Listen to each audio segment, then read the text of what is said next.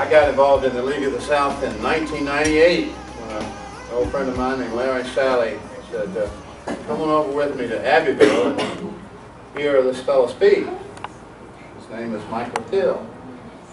And I was working in Washington at the time, had been up there for about 15 years, thinking I was serving my country and doing good deeds to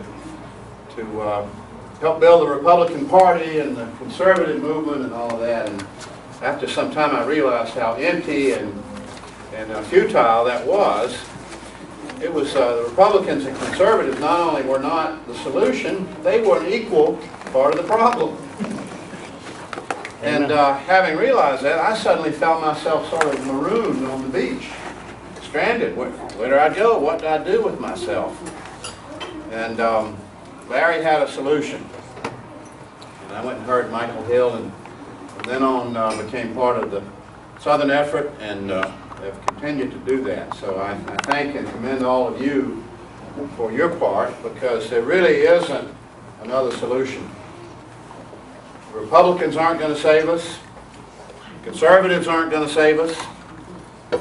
Traditional electoral politics is not going to save us. All that does, frankly, is maintain the illusion that we, the average citizen and voter and taxpayer, have some influence over events. We do have influence over events. In the small number of people can have influence over events, but not in the way that the empire likes to persuade us. The way we have influence is by seceding, by pulling out of the corrupt swamp that we are mired in, seeking the high ground where we can apply some real leverage and becoming part of a new, what I call a new paradigm. We can't fix the corruption by being part of it.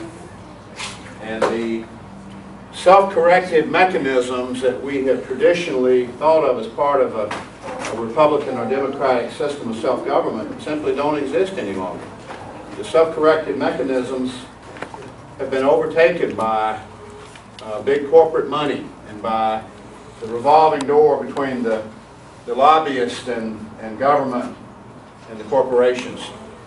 So what do? Well, you're doing it here tonight by being part of something outside the system.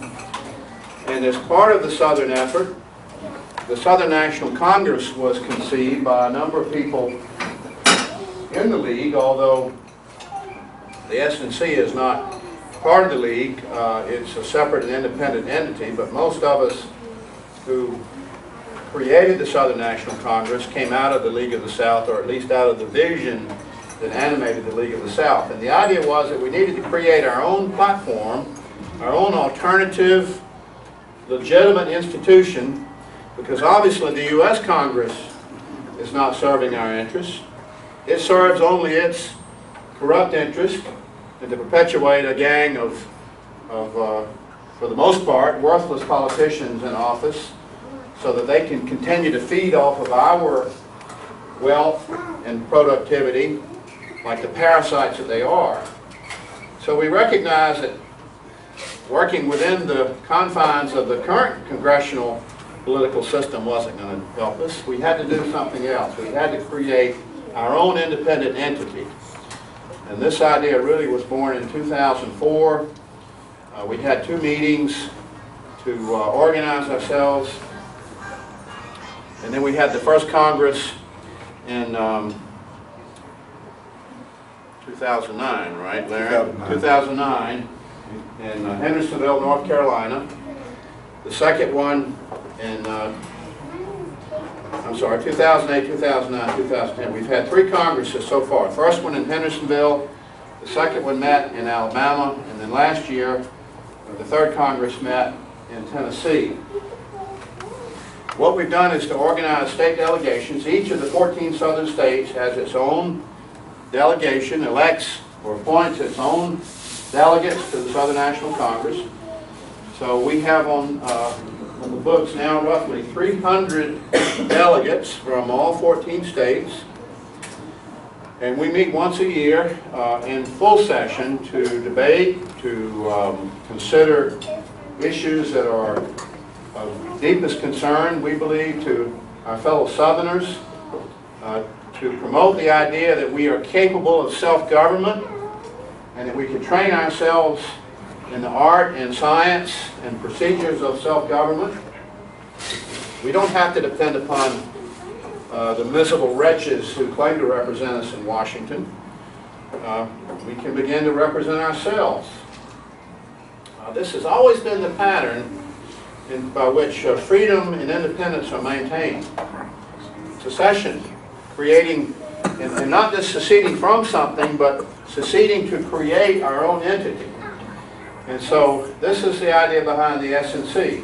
We've never actually taken an explicit vote in the Congress on secession of the South, but I think the vast majority of us are in favor of it. But this is our position. We have taken the position, or I should say we have recognized and acknowledged by our reading of history and current events that the corrupt American empire is collapsing. We used to say it is going to collapse. Well, now we can say it is collapsing around our ears in slow motion. So we don't even have to be advocates of secession because the empire is failing. It rests primarily, the main pillar of its support is fractional reserve banking and the fiat money system administered by the Federal Reserve. And you know, unless you've been asleep like Rip Van Winkle for the last 20 years, you're paying any attention at all, you know that that system is failing. And that's what is propping up the government. It's failing, and when the system collapses, then we will have an opportunity. We don't have to secede. The system is going to fail. It is failing now, and when it collapses in rubble, then that will be our opportunity to step in and once again exercise our own sovereignty as sovereign individuals and as sovereign communities and sovereign states to once again reintroduce the idea of independence and self-government. And the idea behind the Southern National Congress is that an infrastructure already exists and is in place and is working to step into the void when that great crisis comes upon us. So, in a nutshell, that's what it's all about.